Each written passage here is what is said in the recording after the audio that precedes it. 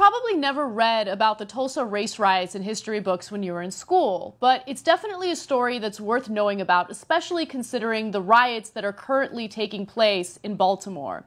The Tulsa race riots occurred in 1921, and it was basically a war by the KKK against a very successful and prosperous black community referred to as Black Wall Street.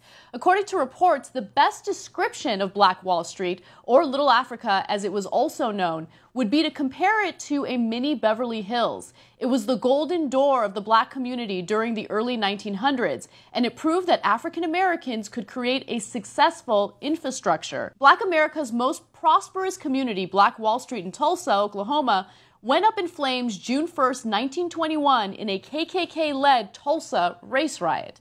This community consisted of individuals that looked out for one another. But more than that, it consisted of individuals that were beyond successful. Some of the most intelligent minds got together and created some of the most successful businesses. They looked out for one another. They created an education system that we can only dream of today. They believed in nepotism only because these black individuals had been so disenfranchised by society that they felt that they could only look out for one another. And as a result, money stayed in their community. In fact, it was passed off about 100 times within the community before it left the community. Right now, when it comes to a black neighborhood, a dollar lasts in that neighborhood for about 15 minutes and then it leaves. And so they managed to create a society that was successful. They were prospering.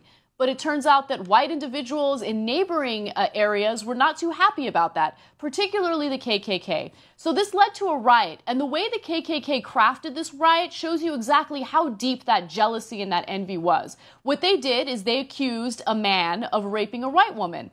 But of course that man didn't rape anyone. They just wanted to accuse him so they could go into the community and start violence and trouble. And so they accused this man.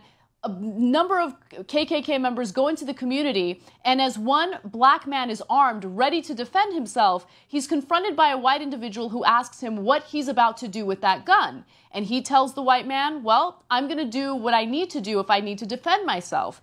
At that point, there was a physical altercation over the gun. The white man gets shot and he's killed, and then the riots erupt. Now, the outcome of this is beyond disturbing. The night's carnage left 3,000 African Americans dead and over 600 successful businesses lost. Among these were 21 churches, 21 restaurants, 30 grocery stores, and 2 movie theaters, plus a hospital, a bank, a post office, libraries, schools, law offices, a half-dozen private airplanes, and even a bus system. So the KKK goes into the successful black community and absolutely destroys it. And so when we talk about violence in the United States, and when we talk about things like white privilege or institutional racism, this is why it's incredibly important to take these issues seriously. Because when you look at the black community and you wonder why it is that they're angry, why it is that they're rioting, why it is that they're fighting back against things like police brutality and institutional racism, you have to look at the historical context of this country. You have to consider the fact that there was no restitution in this case. These people, 3,000 people, lost their lives. Their businesses were lost. What they had built was completely demolished. And you fast forward to today and you look at statistics and you realize, yeah, maybe things aren't quite as violent as the Tulsa race riots, but you have to consider the fact that African Americans are 4 times more likely to get arrested for marijuana. In fact, if you have a black-sounding name, you are 50% less likely to get hired for a job.